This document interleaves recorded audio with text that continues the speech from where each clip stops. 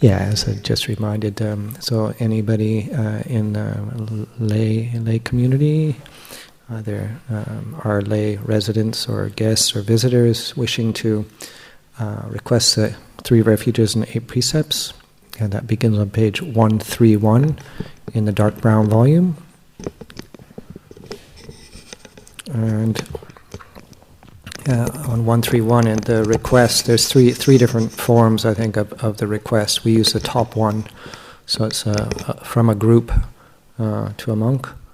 And then you turn the page. After that, you turn the page, and we'll do the Namo Tassa, and it'll be a call and response beginning with me. And then when we get to the precepts, we'll do the Pali and the English. So I'll do Pali, English. Okay. So traditionally, those people participating, if they feel comfortable, to begin with 3 bows in unison. So maybe those people in the front can sort of take the lead a little bit. So.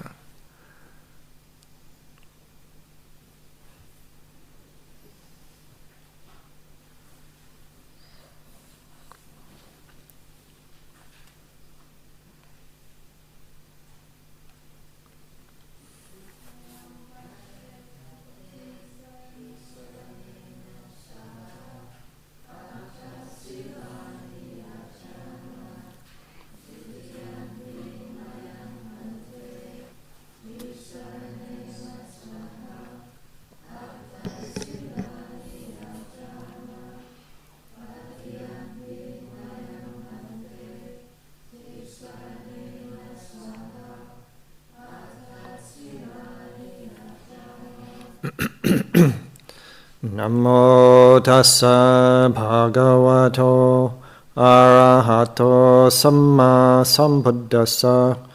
Namo tassa bhagavato arahato samma sambuddhassa. Namo tassa bhagavato arahato samma sambuddhassa.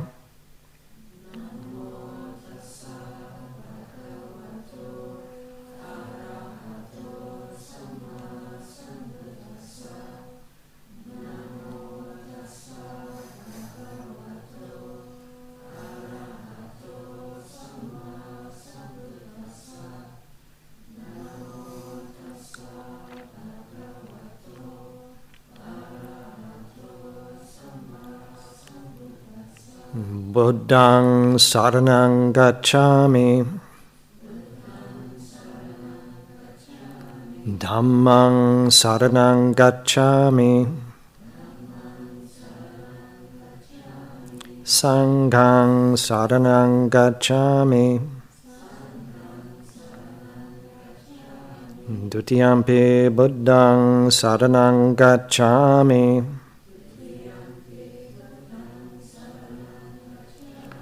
Dutiyampi Dhammāṃ saranang gacchāmi, Dutiyampi Sanghaṃ saranang gacchāmi,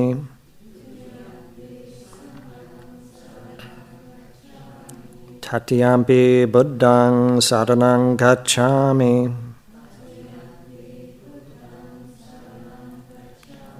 Tatiyampi Dhammāṃ saranang gacchāmi,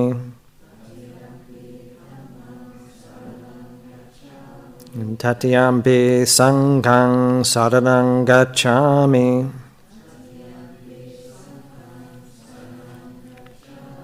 Tisarana gamanang nittitaṃ. Pāṇātipātā vēramani sikkhapadang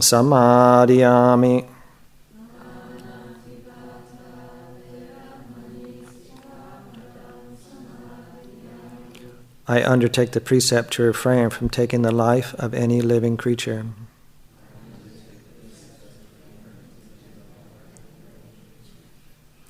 Adinādhāna vēramani sikkhapadang samadhiyāmi.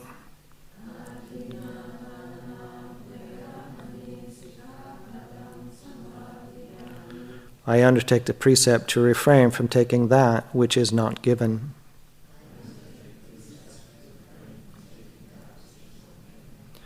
Brahmacharya veramani sikkhapadang samadhiyami.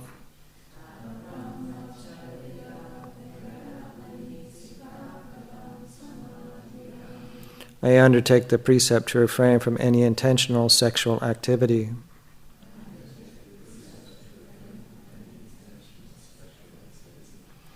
Musavada veramani sikkhapadang samadhiyami.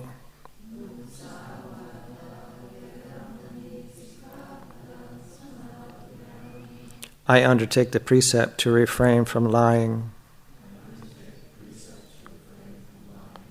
Sura meraya majapamadhatthana veramani sikkhapadang samadhiyami.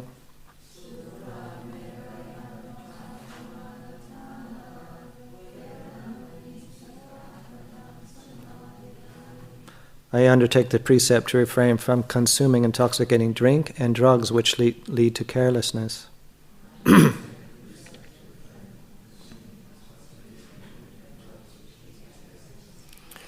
Vikala bhojana veramani sikkhapadang samadhiyami.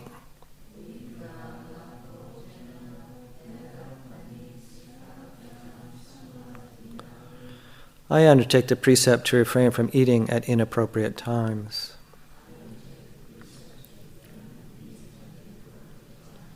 Nacha gita vadita visukadasana mala ganda vilepana dharana mandana vipusanatana veramani sikkhapadang samadhiyami.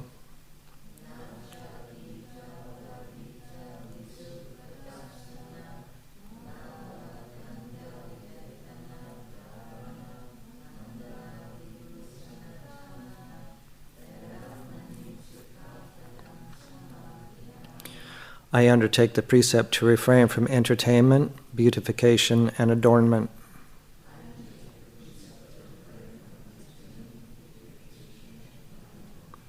Ucca sayana mahasayana veramani sikkhapadang samadhiyami.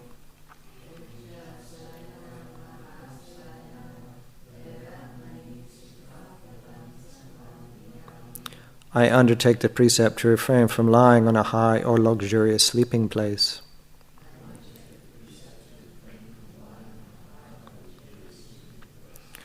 Imani atta sikkhapadani samadhiyami.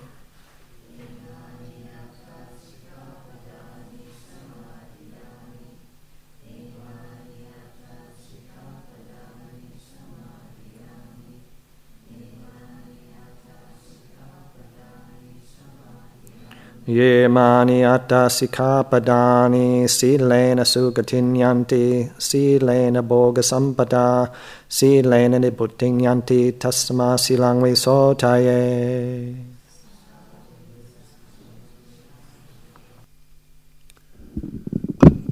Namo tassa bhagavato arahato samma sambuddhassa. Namo tassa bhagavato arahato samma sambuddhassa.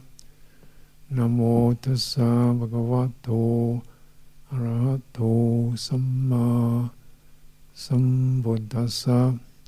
Buddhang dhammang sanghang namasami.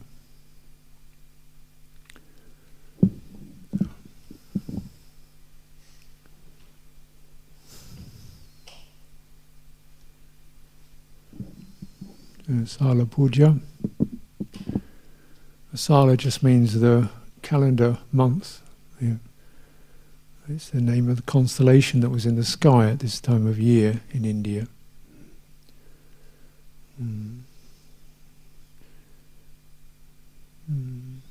So the real significance of it is this is the occasion, or at least we understand this is the occasion when the Buddha gave a teaching to 5 of his former colleagues in a park or grove near Varanasi. And these people were ascetics. They lived in groves. I mean, they actually didn't have houses to live in. They were just kind of living out, probably with rags. Probably these people still exist in India.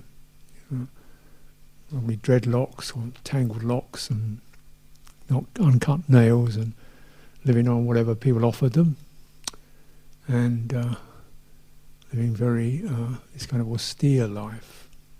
And Gautama, the Buddha, had been one of these. In fact, he'd been the great exemplar of this kind of way of life.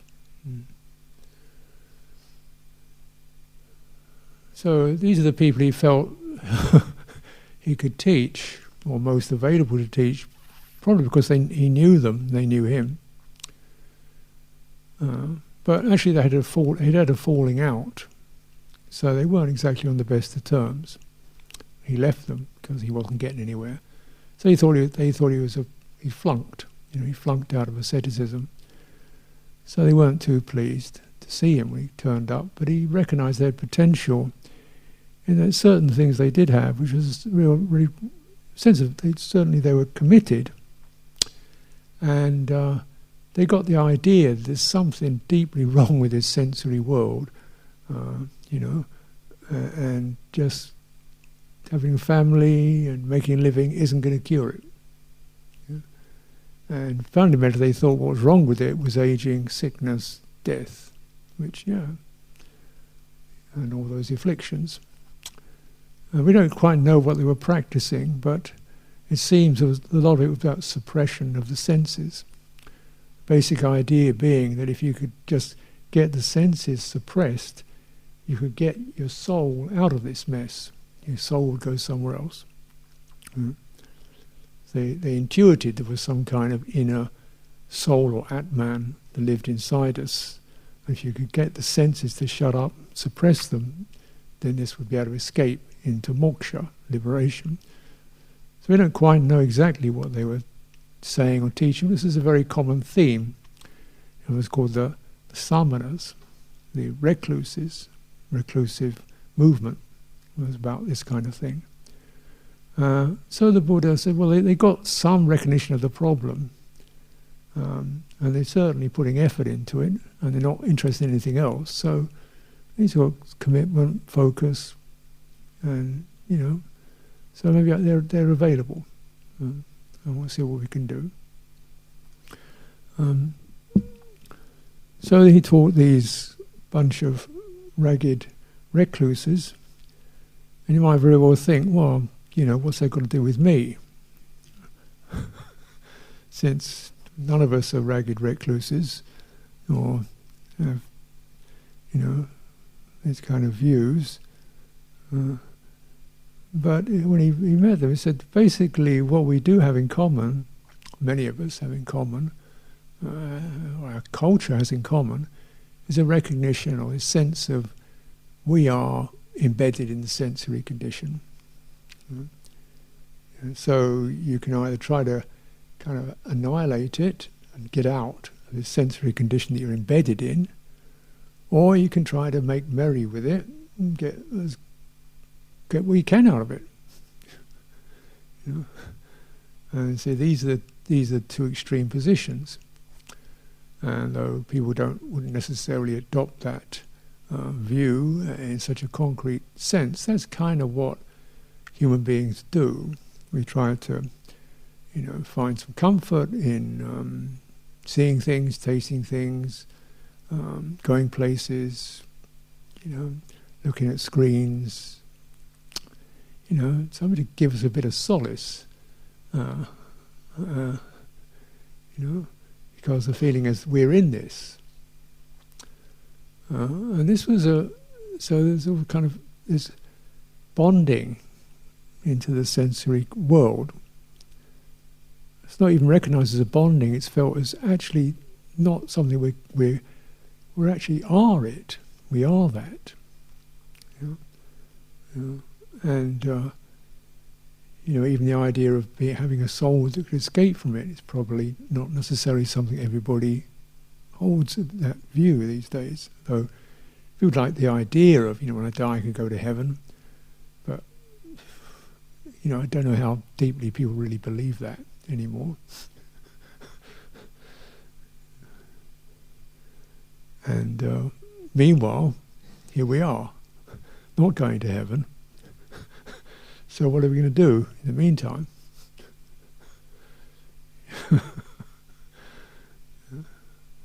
Because whether we go to heaven or not, we don't really know until this thing has died. We'll find out, I guess. But what we can know is this sense of the sensory experience, taste, sight, touch, and so forth, fragrances, sounds, and of course lots and lots of mental stuff going on. This sensory condition. And naturally there's a certain amount of attempts to try to, suppress that. Try to shut the mind up, or to get it into somewhere good, either through entertainment or through even drugs, ketamine. Well, you don't have to ketamine. You can take this horse tranquilizer, zaps you out. You don't even know you're here. And of course, you get people get addicted to it. The body wastes away through that.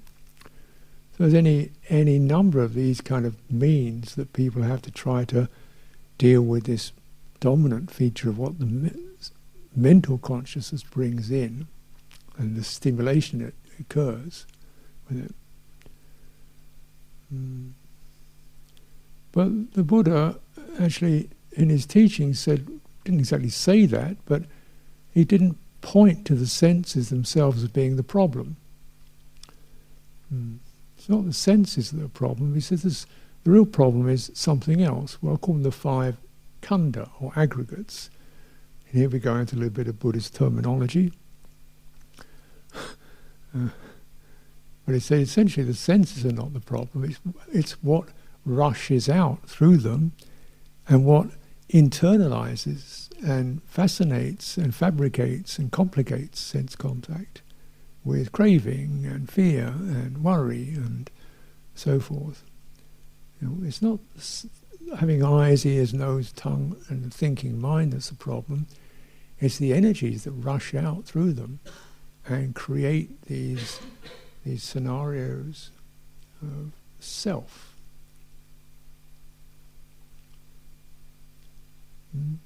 I am in this. And this is not just a statement, it's a felt experience. I'm being attacked, that's delightful to me.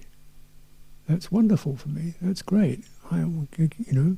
So there's the sense of there being this construction of a being through these energies that flow out, in and out through the senses. Seeing, when seeing occurs, a sense of, I'm looking at things. We don't quite know who it is who's looking, but there's a sense of, I'm looking at something. Yeah. We taste something, that was pleasant, I'm pleased by that. So there's always kind of resonance, or this thing, or this experience called I am, which we take for granted. And yet you explore that, I am seeing, who is seeing? The eyes? No, it's not there's some interior being who sees things, but I can't really find out what it is, or where it is. But what occurs is a certain sense of familiarity and meanings and feelings and impulses that occur on sense contact. Seeing something, I feel uplifted or interested. It reminds me of this, that and the other. I want one, or not, do something with it. So all this movement of resonance and repercussion and impulse and response generates a sense of me. Yeah? Yeah. This is a kind of little example of what's meant by the aggregates, these 5 aggregates. And the Buddha said it's not just, it's a complex. We can't exactly, they're not separate, they're kind of wound up. You can call them 5 aspects of a process. 5 aspects of a process. And it's rather like a ball. You could begin with any one and turn it around. But he said, okay, let's look at the experience we have of form. Everything's got some kind of form or another. The human body has a form. Trees have forms. Actually, that form is really a visual impression, isn't it? The tree doesn't know it's an oak tree or it's big or it's small. It's just treeing. And what we see when we see a body is not what we experience. You don't see heat. You don't see pain. You don't see digestive systems. You don't see sickness. You see a form. You see a form. Now, that's one of the constructions that occurs. We see the form and we think, oh, that's him, that's me. But what you see is not him or her. It's actually a form, right? Which we call him or her. That calling it is called perception. Meaning, it means I interpret as that. So if I looked around, I didn't know people, I thought, I don't know who she is, but I know it's a woman or a man. Maybe. I wouldn't know the names. But we see a form and we have certain recognitions, women look like this, men look like this. So we've got some kind of perception that helps to categorize it. That's still not who they are. They're not experiencing that. They're not experiencing what I see. When you look at me, I'm not experiencing my face or what you're seeing. I'm not experiencing that. So so who's that? The Buddha said it's called form. And when you adhere to it, you get all kinds of problems occur. Because it's not true. It's a creation. And it's a creation most powerfully presented by the eyes, a visual object. So it's a certain reality, but reality based upon what's called consciousness, or visual consciousness in this case. So consciousness, visual consciousness, does this thing, form arises, and then meaning arises, we get a feeling of some kind, and there's some kind of resonant response. Oh, I know him. Oh, yeah. We do something and this jumps up, or recoils. I'm a bit frightened of him. So you get this kind of reactive sense called sankhara, and that's an aggregate. So if you look at it very simply, you've got consciousness, form, feeling, perception, and impulses and volitions. In Pali, that's consciousness, vijnana, rupa, form, vedana, feeling, sanya, perceptions or meanings, sankhara, reactions, responses, impulses. All working. And that lot going on, as a dynamic, generates a sense of to somebody in this. Well, there's something happening, that's for sure. But is it stable? Is it constant? No, it's continually fluctuating and oscillating. And so, what kind of self is that that's continually oscillating and dependent upon sight, sound, touch, things that are obviously not what it is, right? So I never think I'm that which I see, but I imagine I'm somehow involved with that. That kind of experience happens. Right? So, this is kind of... And the Buddha said if you try to actually get into any of these and find out who it is, who is in this form, we can't really find anything. what we find is various what are called conditions. They're shifting and changing. And they're shifting and changing all the time. We don't find a person there. We find energies, warmth, heat, interest, delight, pleasure, pain, discomfort, familiarity, confusion, worry, happiness, excitement, love, compassion, all this kind of stuff going on. We don't find any solid being. We find this cascade of what are called dhammas or qualia, just phenomena rolling around and interacting. You know.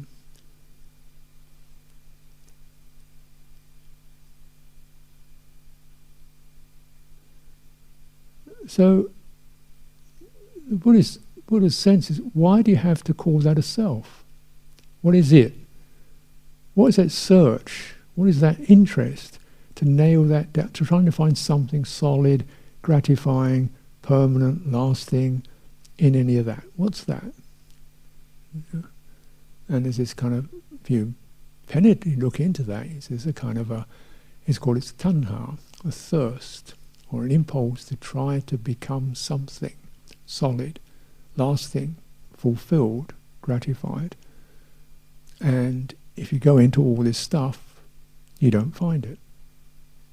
You don't find a permanent feeling that's gratifying. You don't find a permanent response or reaction that works every time. Right? You don't, resonances that occur shift and change. You don't find anything lasting, fulfilling, or permanent in all that.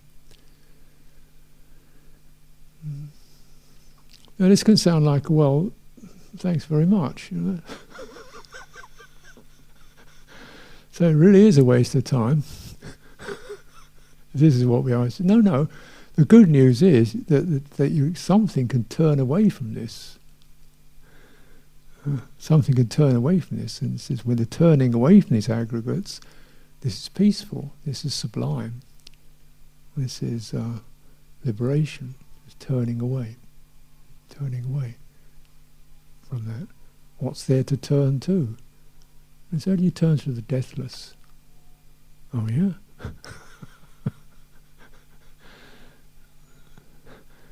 So this is of course the adept, you know.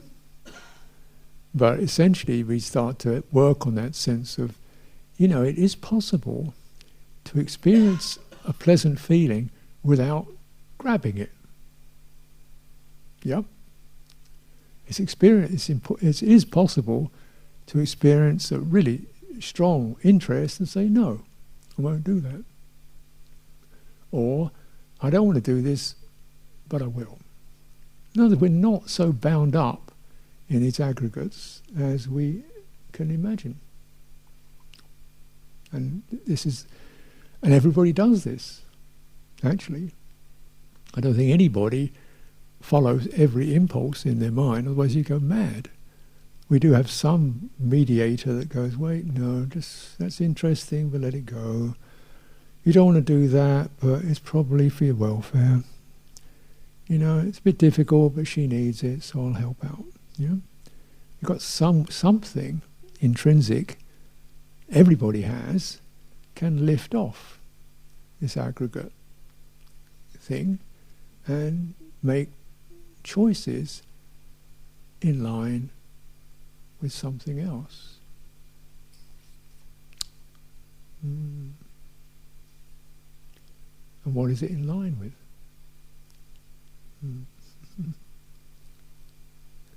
Why do these choices occur? Why do we make these choices? Why don't we just follow every impulse, every wish, every feeling? Why don't we do that?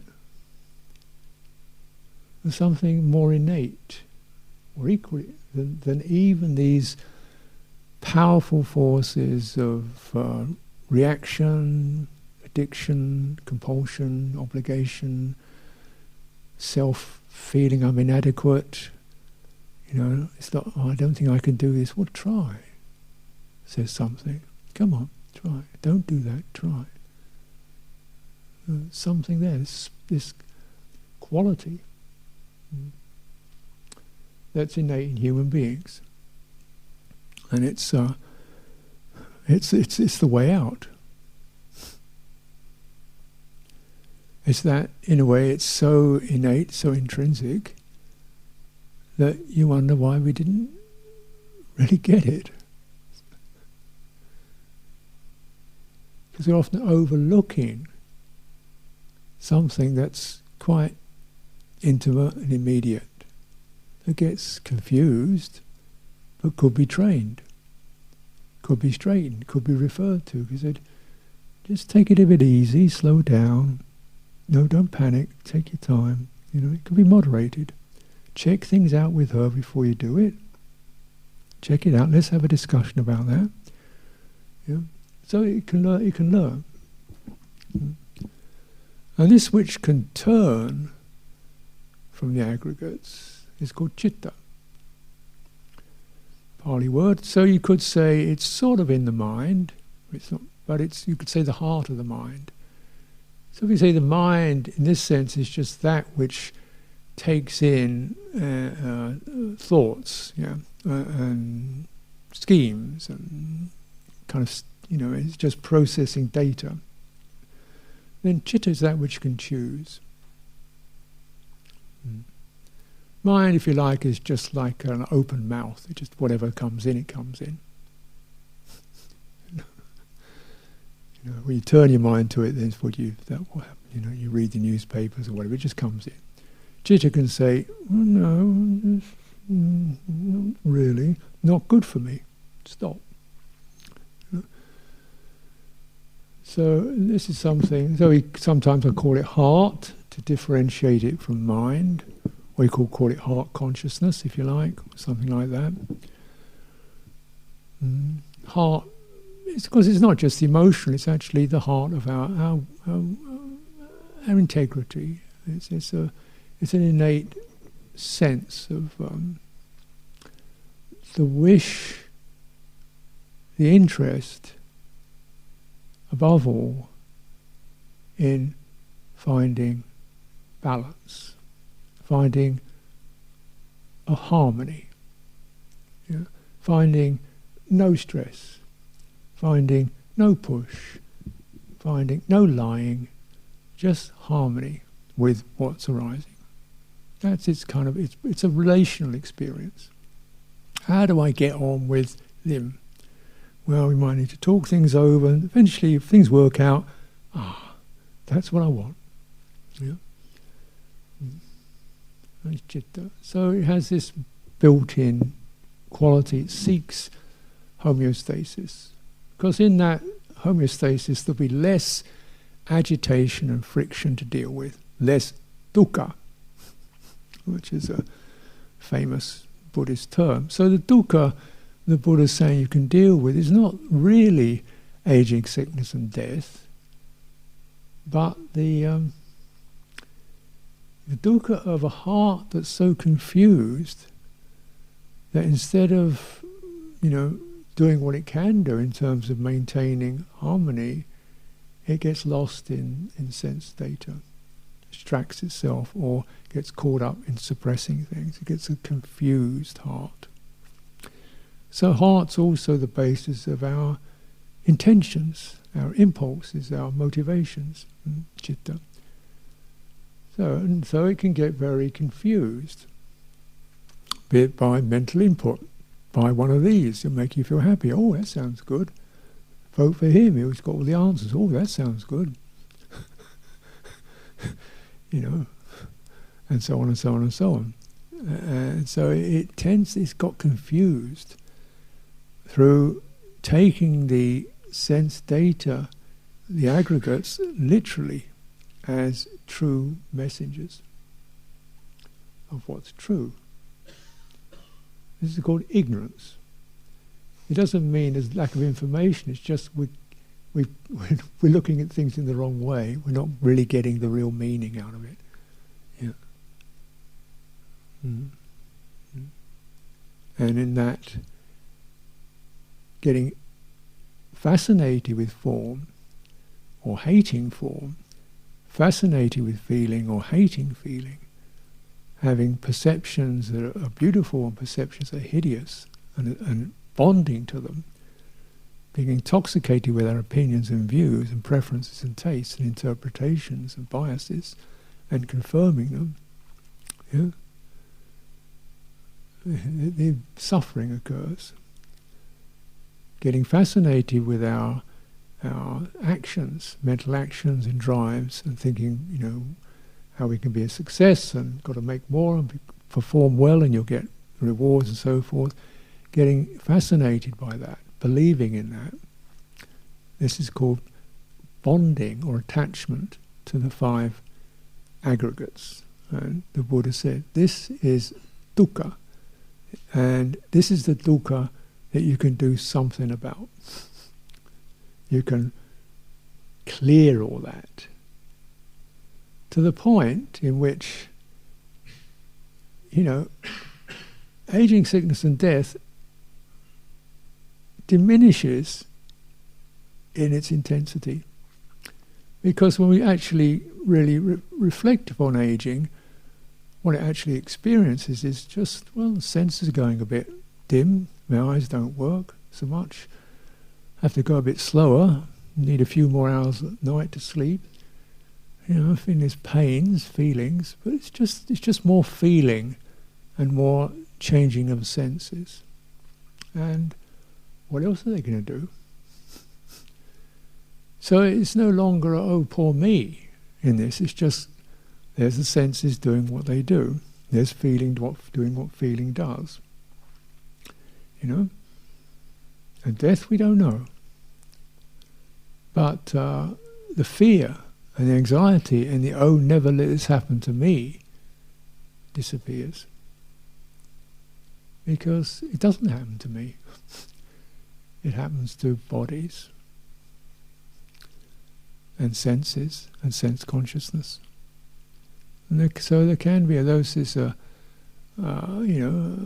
is the big aim, is to liberate one's citta from aging, sickness and death. You can't liberate sense consciousness from it, you can't liberate physicality from it, but it's possible to liberate citta from it. And as citta is the prime mover of our life, the prime center of our life, the most important feature of our life, if we work on that, it'll be for our welfare, happiness and integrity, because that's what it deals with. So knowing what citta is capable of, getting the messages that come through as something that begins to recognize, no, this isn't it. This stuff is not working for me. No. And begin to realize I've got some moral sense, some integrity, some conscience and concern for others, some compassion, some gratitude, some ability to pull myself up, and then we work on that. It's very simple and humble and contemporary needs and practices. Yeah. And this is just as important and just as available now as it ever was. Because if we look at the baseline of human happiness, yeah, we do live longer. Yeah, people don't die in women don't childbirth the way they used to. Yeah, we do get more food. Yeah, we can do all kinds of neat things. Happier? Well, bomb, war, fight, cost of living, anger, irritation, drug addiction, overload, stress, work stress, worry, fear, mental breakdown. I don't know about that. We really consider, that whether the line of development has been hasn't got over. Though, it's some really amazing things, but essentially we've carried the problems have increased as much as the blessings. I don't think the 5 ascetics had work-related stress to deal with. I don't think that anxiety over their self-esteem. They weren't into performance-driven stress, you know. They weren't into being totally saturated with social media and confused and, you know, receiving hate mails through their social media account, such as is the common lot of people these days. You know? So yeah, we're physically a bit more advantaged probably, but psychologically, gee, you know, mental health, right?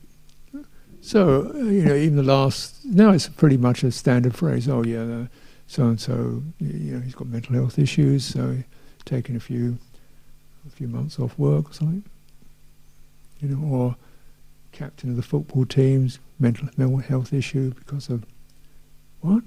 Because of performance, the need to drive to be better, to get on, drive to get better, you know, to be the winner, to keep up. The pressure's on, to keep ahead, to keep going, you know. And the pressure when you've got 2 kids and you're trying to make a living and you've got the pressure to get the money, wages in, the wages are shrinking and the cost it takes, they want to buy, they want special trainers, they want an iPad, they got to keep the kids happy. Pressure. And then all the time the sense of you're not good enough. You know, there's what we call the inner critic. You're not achieving those gold stars. There aren't any gold stars. It's a fantasy. But because of, what's this occurred? Because of the lack of giving due attention to nourishing and sustaining and validating the citta, something serious goes wrong. You know? The citta is not trained, cared for, looked after. The heart's not cared for, looked after, properly, you know, soothed and steadied. It goes very bad. You know, it breaks down. You know, you get called nervous breakdowns. And that's what we're facing, really, more and more these days.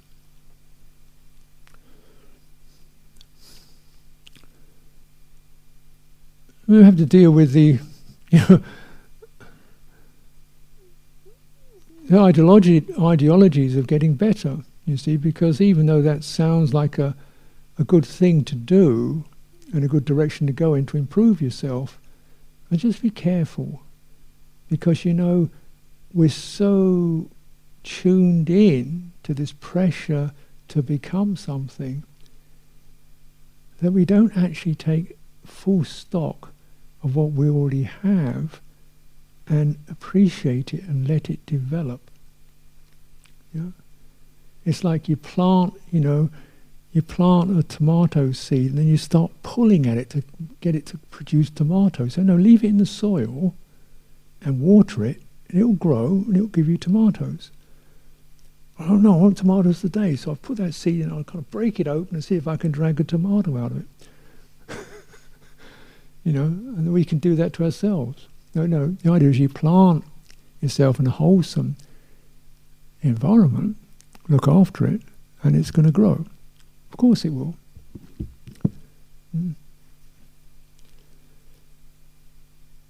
Now I've mentioned environment because when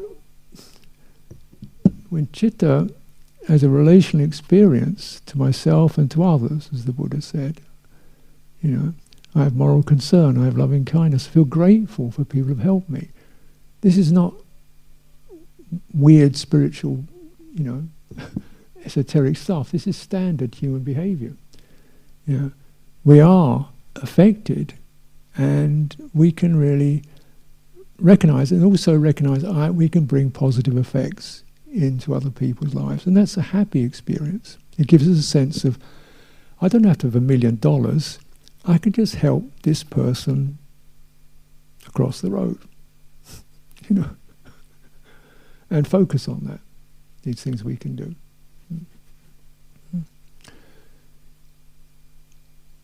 So I would say Citta is environmental. It's not just about, Citta's not me. Though me is something that sense occurs within that. That's its problem. Its problem is it does get this me-ness stuck into it, where if that's not dealt with, it gets obsessive and neurotic, frankly. But the ideal condition is when the Citta is going, there's me and there's him, there's me and there's them. And how are we going to work together? What's going to happen? How can I help out? And thanks very much. Appreciate what you did. That sense in which we are not just bound up inside something, we're actually in a relational domain.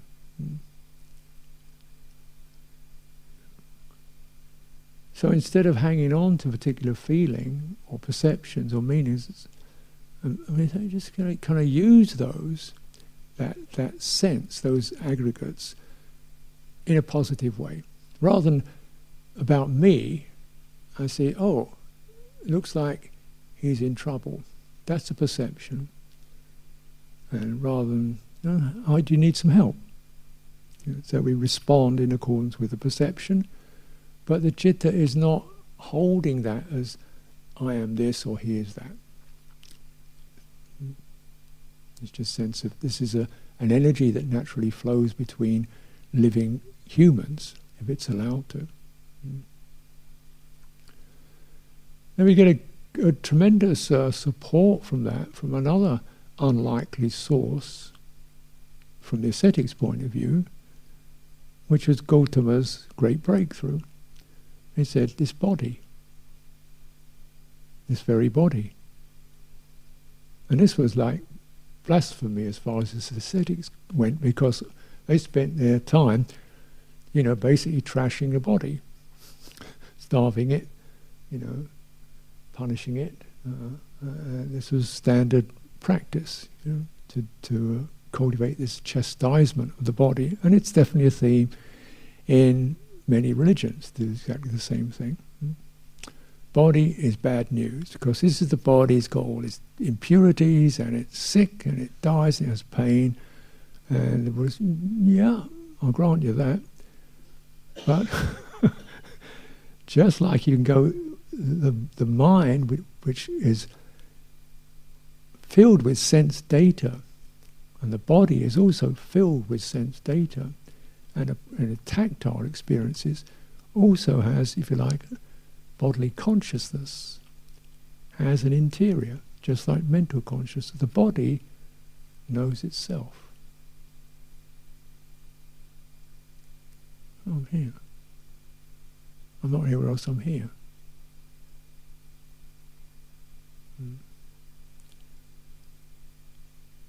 It knows how to walk. It knows how to balance without any mental effort at all. Just stand up and your body will do it. It knows how to eat. It knows to sweat or to shiver when the temperature changes. And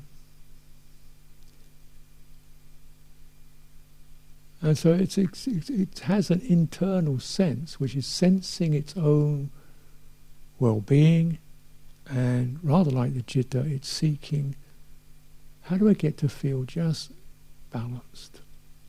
And it's not going to come through sense contact, it's going to come through body intelligence, saying this feels like it's too heavy, this is balanced and settled. And it operates within an environment. So the body knows earth beneath me, space around me, and it feels, it operates within. You can't separate a body from an environment. So it's always and sensing that environment, sensing temperature, it's sensing how firm the floor is without me telling it to, so I don't fall over. It's sensing how heavy something is, so I don't throw it over my shoulder when I pick it up. I don't Well, that's that. And it gets the muscles to do whatever's needed to operate with an external object. So it's also a relational experience. So it has this kind of intelligence, and it seeks harmony. It seeks to be in harmony with what it's contacting, however it possibly can. Yeah. So when you put the two together, what the body provides for the citta is this strong sense of I'm here, present. And the citta, as it begins to recognize the emotions that I feel, the impulses that I feel, affect this body. Don't affect the skin, but if I feel frightened, something in my body shivers and tightens. If I feel happy, something in my body opens. When I feel love or compassion, something in the body seems to ease up. Oh, so it's like they're resonating with each other.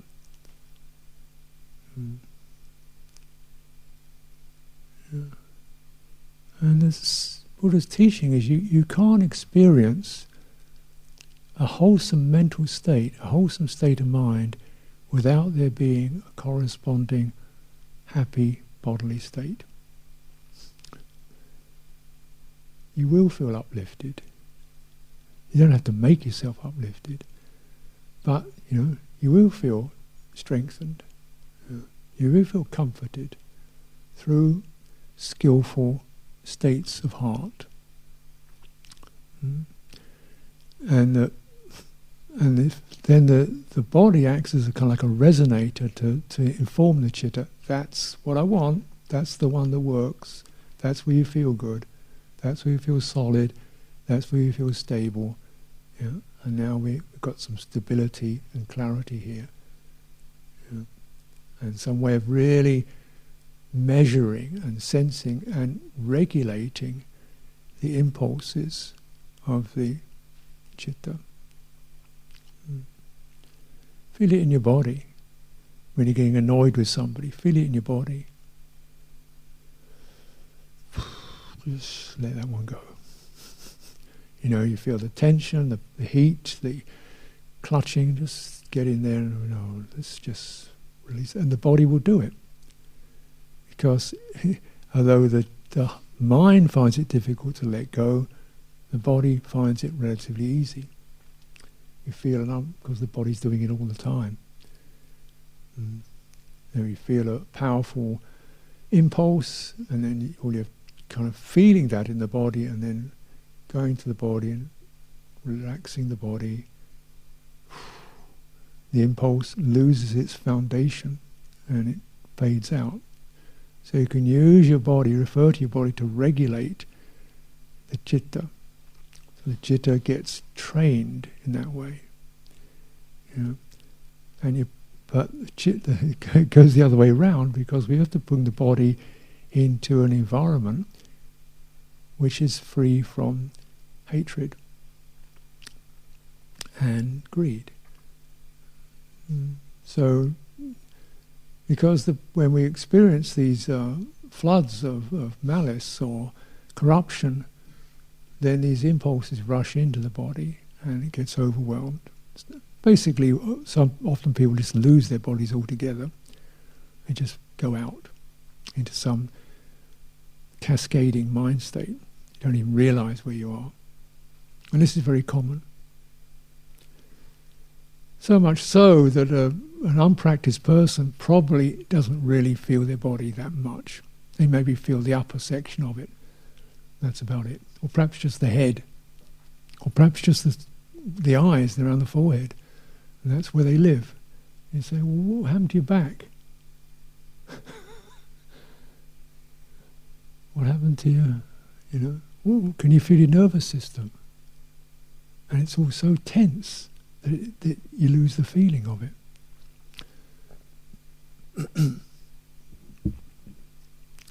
You lose the vitality, you lose the sensitivity, you lose the ability to relax. This is again becoming a problem, because as stress mounts up in the people's nervous system, human nervous system is the same as it was 5,000, 10,000 years ago, basically. If you keep overcharging it, ramping it up, oversaturating it, it basically shuts down. You lose sensitivity. You become numbed. And this is certainly what people experience. But then this kind of chitta still think, well, how do I get the good bit? Well, the answer for the media is more. Do more. Do something. Do something. Get more. Something wrong with you. Do something more. Change yourself. Something becomes.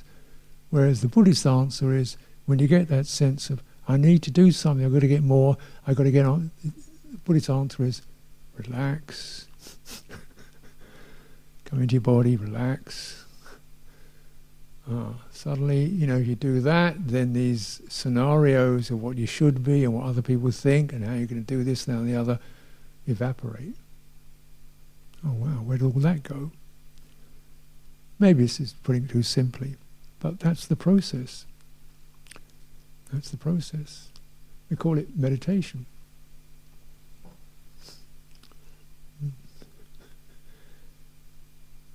It means you focus on this body-mind thing, and you know it has an innate connection, and you start to read what's happening through looking into this. And if you're numbing out, or you're totally out of your body, or lost in thoughts, you just come back into it. And you come in. The easiest way to come back into it is just take an out breath.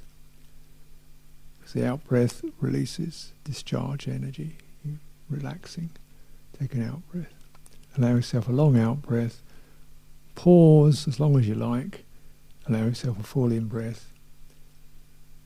Let it go completely, and then breathe it out again. So this is kind of like a way of regulating the system. And so these are ways we can use this system, body, mind, body and heart, to meet the challenges of the aggregates, whereby feelings, impressions, memories, perceptions, interpretations, urges, got-to-dos, which with their clamour and their intensity can be met and released. And so through this, the Buddha saying, this is how you end suffering. This. It's this. It can go fairly, superficial, just that's 5 minutes or so, or it can be prolonged, and you can go very deep into not just releasing, what's happening to you now, if you like, or on the sensory level, but also memories and patterns of the past which have got embedded, perceptions and meanings that have formed your sense of self. This becomes a deeper process of deep introspection. Once you've begun to get the sense that this me sense is actually a concoction, not a final reality, and yet we still experience that, the sense is, what is that? And how you feel, how are you experiencing it? Well, I'm not, well I am, I'm not, I always have to, I never can, people want me to, they say I'm like this. Who's that? You got this kind of internal repertoire of me creating. It's called ahankara. There's like a locked program that's continually fashioning me out of these aggregates. And some of this goes very deep, because you've been told it or instructed you are this and you shouldn't be that, maybe for 15, 20 years. So it's got locked. It's like a stuck program. And the reality of it, this becomes embodied. Just as stress in the present goes into the body, stress from memories and acquisitions in the past also goes into the body, and also can be released in the body, through the body, if you go deep enough. So the Buddha said, when you cultivate this, you touch the deathless in your body. Right, in this very body you touch the deathless. You haven't really cleaned it all out until in this very embodied condition you've touched something deathless. Well, not this finite me whirling around in time, not this sense of historical time-bound entity, something beyond time, something that's got no name, something that's got no identity to it, and yet is peaceful, happy, sublime. So this is our encouragement. Yeah. And when you look at these end games, where Buddhas and Arahants and so forth, you think, oh, it's beyond me. That's way out. That's well, I just can't hardly grasp it. That's a thought. Okay. That's a doubt. That's a feeling of me. Can't, because there's only old me, and I can't do that. Just can you tackle that one? And what it does to you, feeling inadequate, feeling incapable, what that does to you. Does it do you any good? No. Okay. What about, I've really got to get to be one of those, I've really got to get to be one of those, I really want to be one of those. Can you feel that one? That impulse? Does that do you any good? Not in itself, no. It's a good idea, but clearly this energy has to be carefully moderated through the body so it's steady, calm, suffusive, peaceful. It will grow if you put it in the right soil and water it. It will grow. Sure, it's very good. You want to grow some tomatoes, you've got to have motivation, but getting, having some project to make it work gets in the way. Really what's needed is nourishment, patience, and continual application of what's available. And as we said, what's available is a sense of integrity, and gratitude, a loving kindness, a sense of discernment. This is not skillful, this is not helpful, put it aside. This feels good, it's bright, it does no one any harm, stay with that. You stay with these very immediate, accessible qualities. See, the Buddha saying this is called a path. So it's direct, it's not procrastinated somewhere in the future, it's not about time, it's immediately available, and it's a step by step, and it's a wheel. So the Dhamma is also configured as a wheel. In other words, if you get a wheel and you just flick it, it's going to roll. Yeah, you're just going to keep flicking that wheel and it's going to roll. Yeah. And if you flick it with this kind of teachings and application, it's going to roll in the right direction. Now it's not you that's pushing it, it's skillful qualities that are pushing it. Right? It's not you that's getting it, it's skillful qualities that are pushing that wheel along.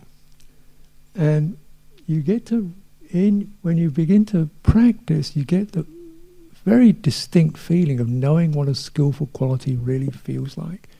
It is by itself nourishing, gladdening, satisfying and honouring. And said that's what you aim for. That's what you aim for. If they last for 3 seconds, that's good. Stay with it, linger in it. This lingering process, sati, through mindfulness, you linger in it, it will grow. Stay a bit longer, bring it back again, think about it, return to it, Linger in the feeling of it, it's going to grow. It's going to grow. The more you linger, and that lingering process called jhana or samadhi is a sense of extending your attention, training your attention to extend, opening your awareness to drink in the qualities of skillful qualities, and that wheel is going to move in the right direction. That's all we can know. We don't know how long. Worrying about how long is just going to be a problem. Trying to make it go faster is probably going to be a strain. Trusting skillful qualities that you can access now, enjoy now, inhabit and live now, and share with others, is going to make the process smooth and comfortable. And because this citta is not me, it's not inside me. Me is a sense that arises inside it. So whenever there is company, whenever my citta opens with trust and interest and friendship to others, it's wholesome, it's uplifted. Because other people form the most potent, evocative environment that we can live in. So, when we come to this evening, we have a very fine environment, an environment of trustworthy people, patient, calm, trustworthy people, upright people, and you're one of them. And you have a place which is soothing, quiet, not abusive, not demanding, not abrasive, allows you time to relax your senses. There's not a lot of music playing or things flashing in and out. So your senses can quieten down, and that allows your citta to come to the fore. And you have the chance today, this evening, to deepen meditation. Walking, sitting, breathing. Bring your heart and your body together in harmony, and you'll begin to see things. You'll begin to see where things are getting stuck, and you begin to see and know how you can release them. And that's a wonderful occasion for a human being.